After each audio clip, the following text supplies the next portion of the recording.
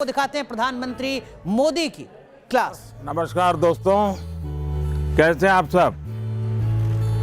उम्मीद है परीक्षा की तैयारी अच्छी चल रही होगी। ये परीक्षा पे चर्चा का पहला वर्चुअल एडिशन है। अब जानते हैं हम पिछले 1 साल से कोरोना के बीच जी रहे हैं और उसके कारण हर किसी को नया नया इनोवेशन करना पड़ रहा है। मुझे भी आप लोगों से मिलने का मोह इस बार छोड़ना पड़ रहा है और मुझे भी एक नए फॉर्मेट में आपके बीच आना पड़ रहा है और आपसे रूबरू न मिलना, आपके चेहरे की खुशी न देखना, आपका उमंग और उत्साह न अनुभव करना, ये अपने आप में मेरे लिए बहुत बड़ा लॉस है। लेकिन फिर भी परीक्षा तो है ही है। आप है, मैं हूं, परीक्षा है, तो फिर अच्छा ही है कि हम परीक्षा पे चर्चा कंटिन्यू करेंगे और इस साल भी ब्रेक नहीं लेंगे। अभी हम अपनी बातचीत का सिलसिला शुरू करने जा रहे हैं। एक बात मैं शुरू में जरूर देशवासियों को भी बताना चाहता हूं और गार्डियंस को बताना चाहता हूं, टीचर्स को बताना चाहता हूं।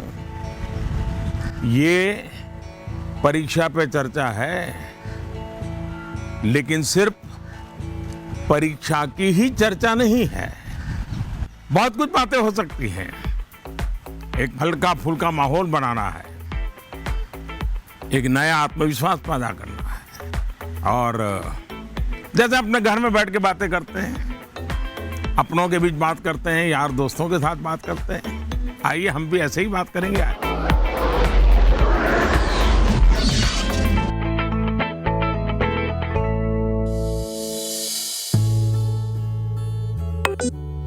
नमस्कार ऑनरेबल पीएम सर। नमस्कार। मेरा नाम एन पल्लवी है। मैं 9वीं कक्षा पढ़ रही हूँ। सर, हम अक्सर ऐसा महसूस करते हैं कि पूरा साल पढ़ाई ठीक चल रही होती है, लेकिन जैसे ही परीक्षा निकट आती है बहुत ही तनावपूर्ण स्थिति हो जाती है। कृपया इसके लिए कोई उपाय बताइए सर। बहुत धन्यवाद सर। धन्यवाद पल्लवी। मुझे बताया गया है कि इसी तरह का और भी एक सवाल है। सादर अभिनंदन आदरणीय प्रधानमंत्री जी। मेरा नाम अर्पण पांडे है। मैं global Indian international school Kuala Lumpur Malaysia में 12वीं कक्षा का छात्र हूँ। मैं आपसे अपनी भावी भविष्य की सफलता हेतु एक प्रश्न के उत्तर की आकांक्षा करता हूँ और आशा करता हूँ कि आप इसमें मेरा मार्गदर्शन करेंगे। मेरा प्रश्न है, परीक्षा की तैयारी के दौरान हमारे मन में आने वाले भय और तनाव से हम कैसे उभरे? कि क्या होगा अगर अच्छे अंक और अच्छा कॉलेज मिलेगा या नहीं? धन्यवाद। पल्लवी, अर्पण, देखिए आप जब ये फियर की, डर की बात करते हैं तो मुझे भी डर लग जाता है। अरे ऐसी कौन सी बात है जिसके लिए डरना चाहिए? क्या पहली बार एग्जाम देने जा रहे हो क्या पहले कभी एग्जाम दी नहीं? क्या आपको मालूम नहीं था कि मार्च महीने, अप्रैल महीने में एग्जाम आती है? सब पता है, पहले से पता है, साल भर पहले से पता है। अचानक तो नहीं आया है, और जो अचानक नहीं आया है, कोई आसमान नहीं टूट पड़ा है। इसका मतलब विभाग आपको डर एग्जाम का नहीं है, आपको डर किसी और का है। और वो क्या है?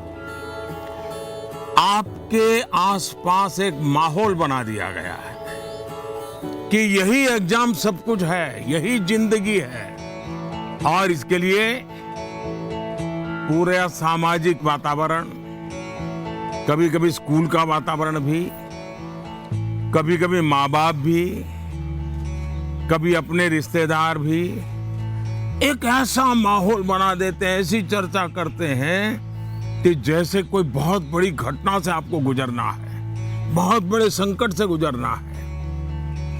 मैं उन सब से कहना चाहूंगा, खास करके मैं पेरेंट्स से कहना चाहता हूं आपने क्या करके रख दिया है? मैं समझता हूं कि ये सबसे बड़ी गलती है। हम आवश्यकता से अधिक ओवर कॉन्शियस हो जाते हैं। हम थोड़े ज्यादा ही सोचने लग जाते हैं और इसलिए मैं समझता हूं कि जिंदगी में ये कोई आखिरी मुकाम नहीं है। ये जिंदगी बहुत लंबी है, बहुत पड़ाव आते हैं। एक छोटा सा पड़ाव है। हमें दबाव नहीं बनाना चाहिए। चाहे टीचर हो, स्टूडेंट हो, परिवारजन हो, यार दोस्त हो। अगर बाहर का दबाव कम हो गया, खत्म हो गया, तो एग्जाम का दबाव कभी महसूस नहीं होगा। कॉन्फिडेंस फलेगा, फूलेगा, प्रेशर रिलीज हो जाएगा, डिक्रीज हो जाएगा और बच्चों को घर में सहज तनाव मुक्त जीना चाहिए। छोटी मोटी हल्की फुल्की बातें जो रोज करते थे वैसी करनी चाहिए। देखिए दोस्तों, पहले क्या होता था? पहले माँ बाप बच्चों के साथ ज्यादा इन्वॉल्व रहते थे और सहज भी रहते थे और कई विषयों पर इन्वॉल्व रहते थे। आज जो भी इन्वॉल्व रहते हैं वो ज्यादातर कैरियर, एग्जाम, पढ़ाई, किताब, सिलेबस, मैं उसको सिर्फ इन्वॉल्वमेंट नहीं मानता हूं। और इससे इन्हें अपने बच्चों के असली सामर्थ्य का पता नहीं होता है। अगर माँ बाप ज्यादा इन्वॉल्व है तो बच्चों की रुचि, प्रकृति, प्रवृत्ति इस सबको अच्छी तरह समझते हैं और जो कमियां हैं उन कमियों को समझ करके उसको भरने की कोशिश करते हैं और उसके कारण बालक का कॉन्फिडेंस लेवल बढ़ता है। उसकी स्ट्रेंथ माँ बाप को पता है, उसकी वीकनेसेस माँ बाप को पता है और उसके कारण माँ बाप समझते हैं कि ऐसे समय वीकनेसेस को बाजू में करो, स्ट्रेंथ को जितना बल दे सकते हो दो। लेकिन आज कुछ माँ बाप इतने व्यस्त हैं कि उन्हें बच्चों के साथ रियल सेंस में इन्वॉल्व होने का समय ही नहीं मिलता। इसका परिणाम क्या होता है? आज बच्चे के सामर्थ्य का पता लगाने के लिए पेरेंट्स को एग्जाम के रिजल्ट का शीट देखना पड़ता है और इसलिए बच्चों का आकलन भी बच्चों के रिजल्ट तक ही सीमित हो गया है। मार्क्स के परे भी बच्चे में कई ऐसी चीजें होती हैं जिन्हें पेरेंट्स मार्क ही नहीं कर पाते हैं।